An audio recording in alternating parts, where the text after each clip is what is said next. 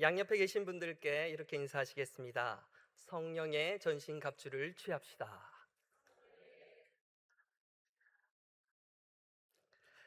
어두워져가는 시대에 성령의 전신갑주를 취함으로 악한 영과의 전쟁에서 반드시 승리하시기를 주님의 이름으로 축원드립니다. 오늘 수요 예배는 여전도의 주관으로 6.25 전쟁 기념 예배로 드려지고 있습니다. 에베소서 6장의 본문과 함께 우리의 마음을 흔들기 위해 전쟁을 일으키는 악한 영들을 상대할 때 우리 그리스도인들이 갖추어야 할 영적 채비와 그 나아갈 바를 함께 나누고자 합니다. 6.25 전쟁의 시작은 지난 주일 설교에서 다루어진 대로 1950년 6월 25일 북한의 군대가 남한 곧 지금의 대한민국을 침범하면서 일어난 전쟁이었습니다. 여기서 우리가 주목할 것은 북한이 우리를 공격한 것도 중요하겠으나 왜 우리나라는 남한과 북한으로 갈라져 있었냐 하는 것이 중요하다고 할 수 있겠습니다. 만약 갈라져 있지 않았다면 침범한 일도 없었을 것이기 때문입니다. 우리나라가 남과 북으로 나누어진 이유는 바로 세계 2차 대전의 전범 국가였던 일본에게서 독립을 이루는 과정에서 연합군의 힘을 빌리게 되었습니다. 특히 그 중에서도 미국의 도움을 우리는 크게 받았기 때문입니다. 이러한 연유로 독립의 과정에서 자연스럽게 미국의 영향력 또한 커진 것은 어찌 보면 너무 당연한 일이었습니다. 그렇게 미국과의 협력을 중심으로 대한민국 정부의 수립이 현실화되는 듯 했으나 갑자기 공산 정권 국가인 소련의 개입으로 판이 다시 흔들리기 시작하였습니다. 소련은 우리나라가 일본으로부터 독립하기 이전부터 자국 근방에서 활동하던 독립군들을 지원하며 한국의 공산화를 계획하였고 심지어 독립활동군들의 주요 리더들까지 이미 포섭해 놓은 상태였기 때문입니다. 그래서 그들도 급하게 우리나라의 독립 과정에 관여하기 시작하였습니다. 결국 미국과 소련이라는 정반대의 정치적 노선을 가진 국가들이 동시에 우리나라의 독립에 관여하게 되었고 그 결과로 불가피하게 남과 북은 갈라지게 된 것이었습니다. 어쩌면 이때부터 그 시기를 정확히 알지 못했을 뿐 6.25 전쟁은 이미 예견된 것이었다고 보아도 무방하겠습니다. 이제 6.25 전쟁의 시작에 관하여 알아보았으니 그 반대인 끝에 대하여서도 잠시 알아보도록 하겠습니다. 전쟁의 끝이라고 할 때 반드시 필요한 두 대상이 있습니다. 바로 승자와 패자입니다. 6.25 전쟁의 특이한 점은 전쟁이 끝이 난 것이 아니라 아직 휴전 중이기에 승자도 패자도 없다는 것입니다. 그러나 오늘날 대한민국의 국민들과 북한의 주민들에게 6.25 전쟁의 승리가 누구이냐고 묻는다면 아마도 양측 모두 대한민국이라고 할 것입니다. 이제는 북한의 주민들 또한 이제 다양한 방법을 통하여 한국의 문화가 얼마나 찬란하며 그를 뒷받침해주는 경제적 발전과 성공에 관하여 이미 모두 알고 있을 것이기 때문입니다.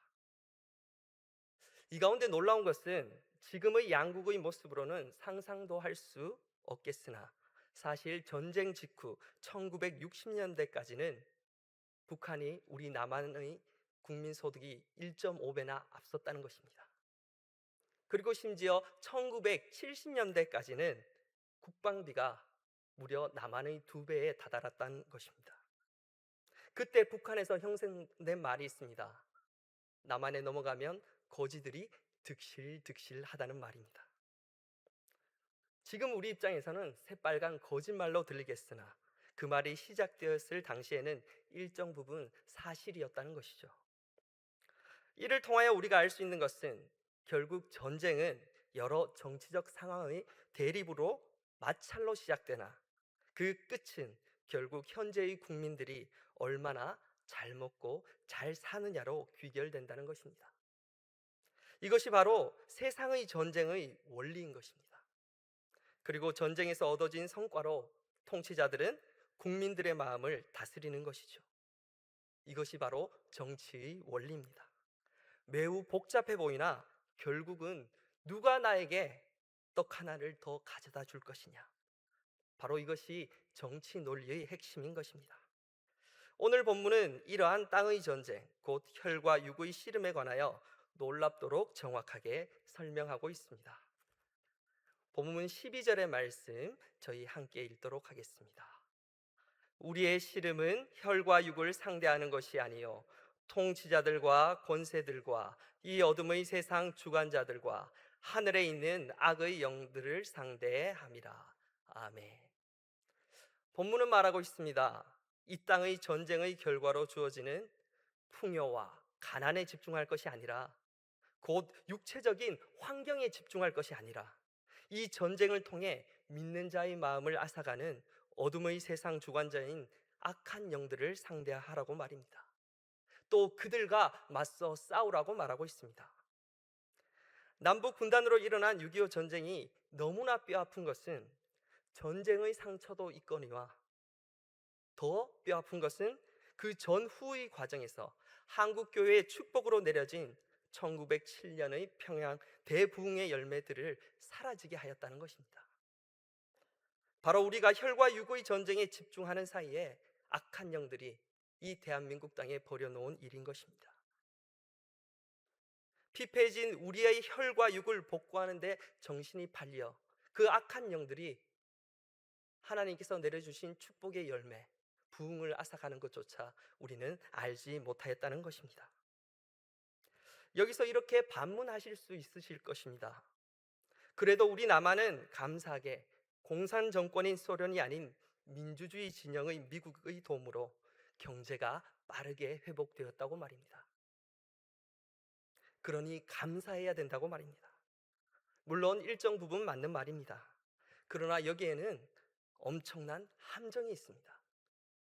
그렇다면 반대로 우리의 혈과 육이 이 전쟁을 통하여 더없이 풍족해졌다면 우리는 다시 하나님을 찾게 될까라는 질문이 돌아오기 때문입니다. 그 부흥의 영광의 나라를 다시 재건할 수 있냐는 말입니다. 이에 대한 답을 한 장의 사진으로 말씀드리고자 사진 한 장을 준비했습니다. 이 화면에 보이시는 아래쪽의 사진은 2024년 프랑스 올림픽 개막식 행사의 사진입니다. 풍요로운 성공이 있다면 상식적으로 하나님께 더욱 감사하며 신앙의 깊이, 예배의 깊이가 깊어져야 할 것이나 이 프랑스란 나라는 민주주의 진영의 가장 큰 리더 중에 한 국가입니다. 그러한 나라의 올림픽 개막식에서 예수님께서 우리를 구원하시기 위해서 십자가를 지시기 전 결단의 장소였던 최후의 만찬이라는 작품을 이와 같이 패러디하였다는 것이죠. 아니, 더럽혔다는 것입니다. 그 중심에는 자유의 여신과 의미가 일맥상통하는 여신으로 대체를 하였고요. 교회 리더가 되었던 제자들은 각종 동성애자, 소수 성애자들로 바꿔치기를 해버렸다는 것입니다. 다음 사진을 부탁드리겠습니다.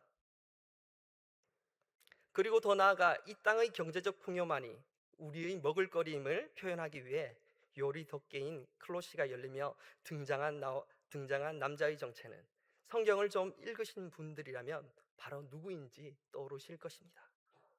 바로 가나안 땅의 풍요를 책임지는 바알신과 매우 흡사해 보이기 때문입니다. 그의 주변에 받쳐진 농경의 산물들이 재물처럼 받쳐져 있음이 그 증거인 것입니다. 참으로 어렵습니다. 이 땅의 전쟁에 패하여 우리의 혈과 육이 가난하여도 하나님을 바라보기가, 우리의 신앙을 지키기가 어렵다는 것이죠.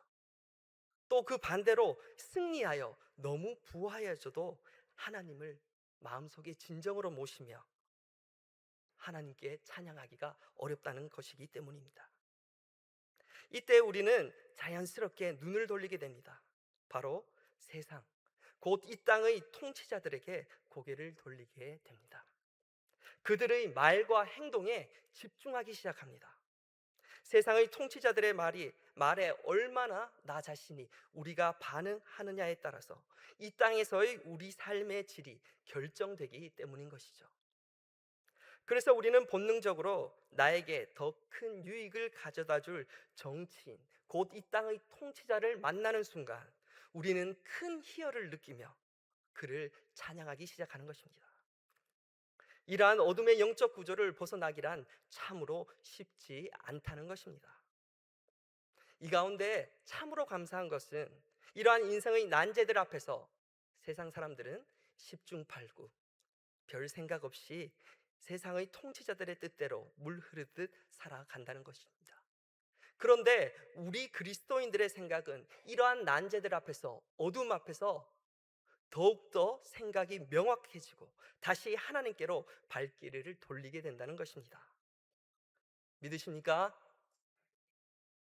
바로 우리가 믿고 의지하는 말씀이, 성경이 우리에게 늘 명확한 해결책을 가져다 주기 때문입니다. 오늘 본문 11절 말씀 저희 함께 읽도록 하겠습니다. 마귀의 관계를 능히 대적하기 위하여 하나님의 전신 갑주를 입으라. 아멘. 그렇습니다. 이 땅에서 물리적, 정신적 전쟁을 통하여 우리의 혈과 육을 겁박하는 악한 영, 곧 마귀를 상대하기 위해서는 바로 하나님의 전신갑주가 필요하다고 성경은 우리에게 말하고 있습니다. 전신갑주가 어떻게 이루어져 있는지 잘 아시리라 믿습니다. 외우시리라 믿습니다. 우리 함께 외워볼까요? 첫 번째가 무엇이죠? 진리의 띠. 두 번째가 무엇이죠? 의의 호신경. 세 번째가 평안의 복음의 신. 그리고 그 다음이 믿음의 방패입니다. 그리고 우리의 생각을 지키는 구원의 투구. 이것을 갖추었을 때 우리는 마지막으로 성령의 검을 가지고 이 악한 영들을 상대할 수 있게 된다는 것이죠. 이 모든 세트가 바로 하나님의 전신 갑주입니다. 대신 조금 길고 복잡하죠. 이것을 한마디로 정리할 수 있습니다. 무엇일까요? 바로 성령 충만인 것입니다. 성령의 띠로 하늘의 힘을 모으라는 것입니다. 기도와 말씀과 함께 말입니다. 성령의 신으로 혈과 육이 이끄는 자리가 아닌 하나님의 뜻이 있는 자리로 걸으라는 것입니다. 성령의 능력을 방패 삼아 우리의 혈과 육을 겁박하는 악한 영의 불화슬 공격을 막으라는 것이죠. 그리고 성령의 인재를 투구 삼아 혈과 육에 집중하며 살라는 그 속삭임을, 그런 악한 영의 생각을 막으라는 것입니다. 마지막으로 성령의 능력으로 악한 영의 공격을 곧 날성검으로 자르라는 것이죠. 이 모든 것이 너무나 다양해 보이지만 성령 충만함으로 이 악한 영들의 공격을 파하고 역공하라는 것입니다. 이 모든 것이 하나님의 전신갑주를 입는 순간 성령의 충만함으로 세상의 전쟁은 온데간데 없어지고 하나님 나라인 교회가 어둠의 영들을 물리쳐 준다는 것입니다. 아멘이십니까? 이러한 관점에서 우리 대한민국이 6.25 전쟁 이후 잘된 것은, 복받은 것은 소련을 따르지 않아서가 아닙니다. 미국을 잘 따라서도 아닙니다. 바로 이 땅에 존재하나 이 땅에 속하지 않은 곧 교회를 잘 따랐기에 복을 받은 것인 줄 믿습니다. 그곳에서 예수님과 같이 자신의 생명을 아끼지 아니하고 우리를 섬겨준 파송된 선교사들을 잘 따랐기에 이 남한이, 이 대한민국이 복을 받은 것입니다.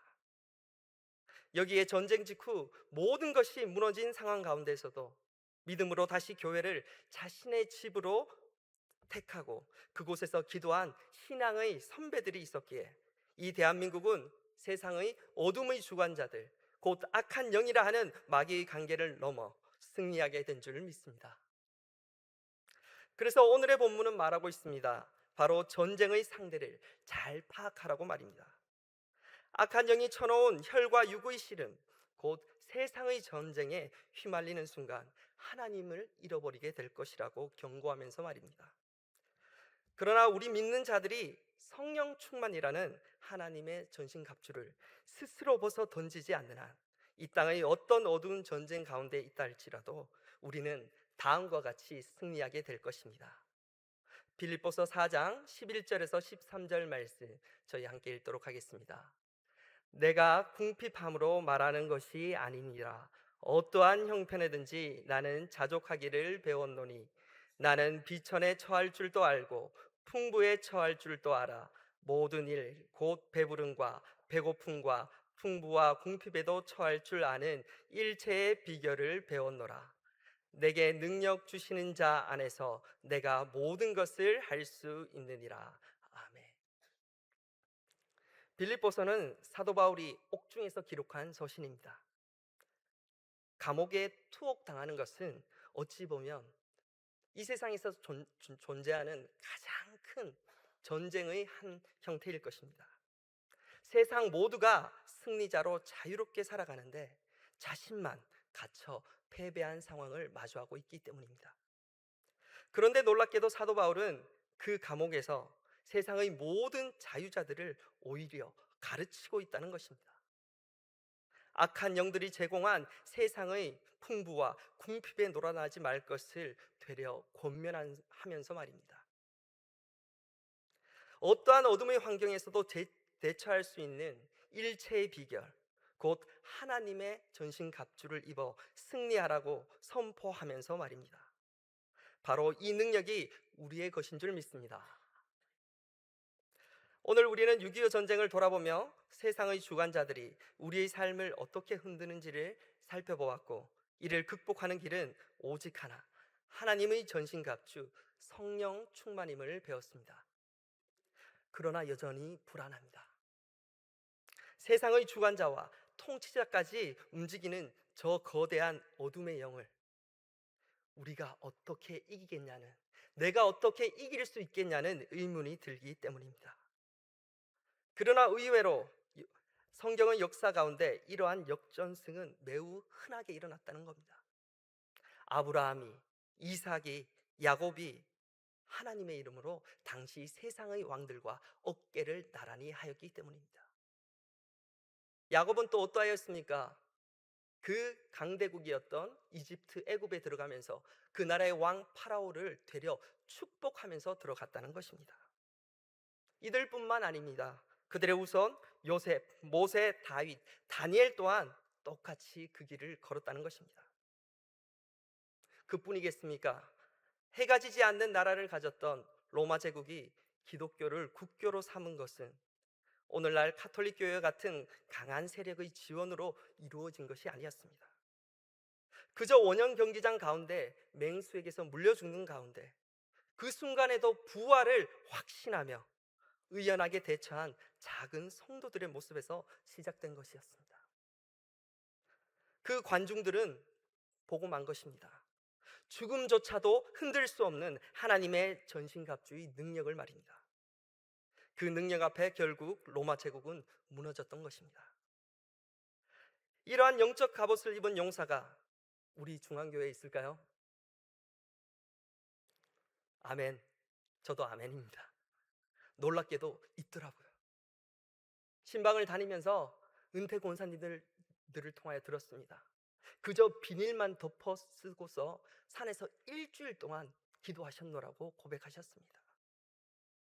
또 많은 장로님들의 장례를 치르며 그분들의 기도의 영상을 볼 때 저는 큰 감동을 받았습니다.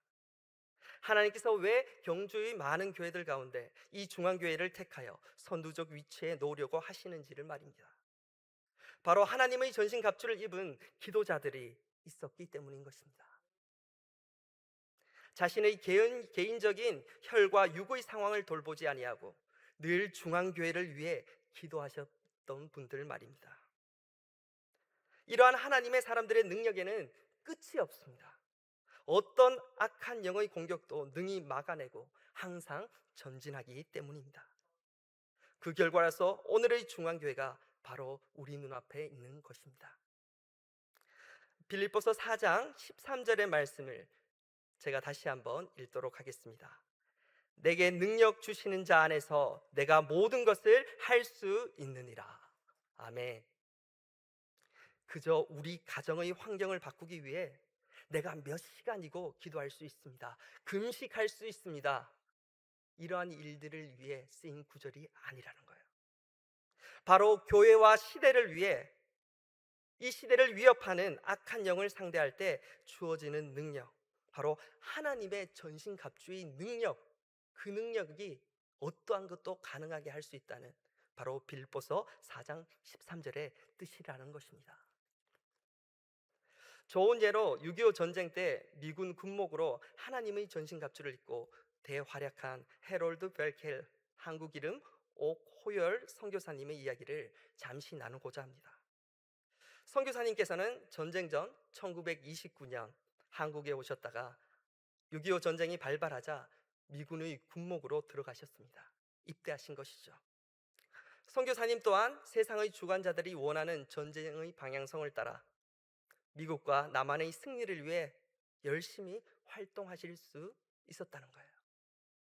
그런데 놀랍게도 하나님의 전신갑주를 입으신 선교사님은 바로 거제도로 발걸음을 옮기셨다는 것입니다. 그리고 그곳에서 방공 포로들에게 복음을 선포하기 시작하셨다는 거예요. 바로 성령 충만한 사람들, 하나님의 전신갑주를 취한 사람들의 특징이 있습니다. 자신의 영광을 위해 움직이지 않는다는 것이죠. 세상의 방향성에 함께 흐름을 타지 않는다는 거예요. 오로지 하나님께서 정해주시는 그곳에, 하나님의 마음과 눈물이 있는 곳으로 향한다는 거예요. 그 열정을 가지고 옥호열 선교사님께서는 방공포로 2,000명에게 복음을 전하셨습니다. 그 가운데 놀라운 일이 일어났습니다. 200명이 신학교 진학을 결단하였습니다. 그 200명 중 150명이 졸업하여 목회자가 되었다고 합니다. 할렐루야. 전쟁 가운데 자신이 세운 교회와 가정을 우선시하지 않고 오로지 하나님의 뜻이 있었던 거제도 포로 수용소를 표대 삼아 달릴 수 있었던 선교사님의 비결이 무엇일까요? 아마도 오늘 이 본문 에베소서 6장 13절을 꼭 붙잡으셨기 때문이 아닐까 생각해 봅니다. 저희 마지막으로 함께 읽도록 하겠습니다.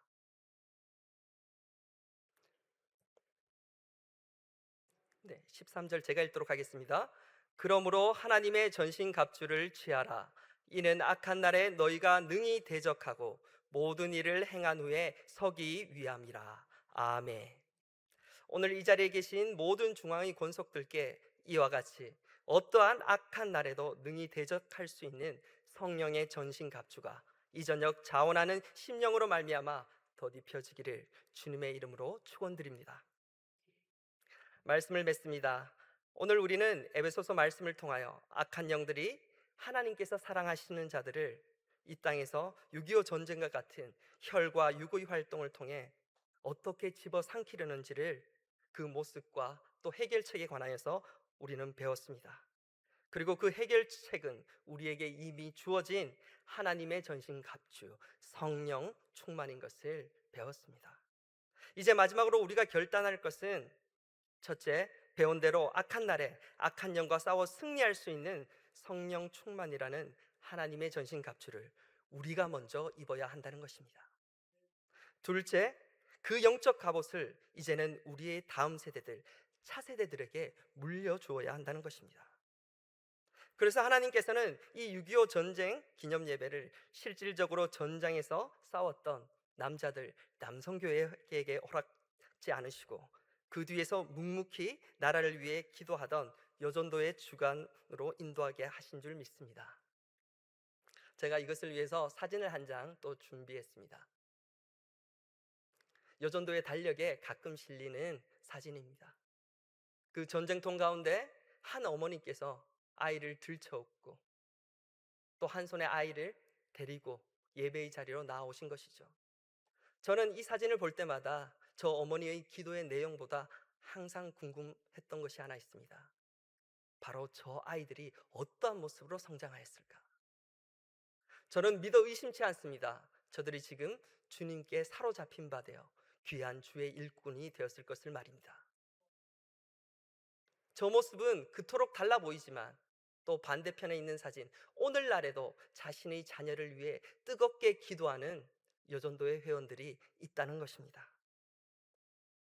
갈수록 어둠의 세상 주관자들의 공격이 강력해진다고 하나 어머니의 기도가 끊이지 않는 한 오코요일 선교사님과 같은 하나님의 전신갑주를 입은, 또 엘리야와 같은 믿음의 자녀들이 어둠의 때를 위하여 우리 중앙교회 여성들, 곧 여전도회 회원들을 통하여 이 땅에서 활약하게 될 것을 믿어 의심치 않습니다. 이 영적 전쟁의 비전으로 다시 한번 그리스도로 충만하게 성령으로 새롭게 나아가는 중앙교회가 되기를 소망하며 말씀을 맺겠습니다. 아멘. 사랑의 하나님, 감사를 드립니다. 시간이 지날수록 세상의 어둠이 짙어져 감을 느끼는 이때, 아무리 크고 악한 영이 우리를 공격한다 할지라도 하나님의 전신갑주 성령의 충만함이 있다면 능히 싸워 이겨 원수의 목전에서 하나님이 주시는 상을 받을 수 있음을 깨닫게 하심에 감사를 드립니다. 특별히 여전도의 주관으로 우리 민족의 애환이 담긴 6.25 전쟁 앞에 다시 서는 이 시간, 우리의 영안을 열어주시어 우리가 겪었던 아픔에 머물러 있는 것이 아니라 그 속에서도 우리를 교회를 통하여 인도하셨던 하나님의 은혜 앞에 서는 복을 내려 주옵소서. 더 나아가 우리 중앙교회가 이 경주 지역의 악한 영을 맞서기 위한 최전방에 설 수 있도록 복을 내려주시되, 지금까지 허락하셨던 은혜의 전신갑주를 우리의 차세대들에게 흘려보낼 부모들이 넘쳐나는 우리 중앙교회가 되도록 복 내려 주옵소서. 이를 위해 십자가를 지신 예수님의 이름으로 기도드립니다.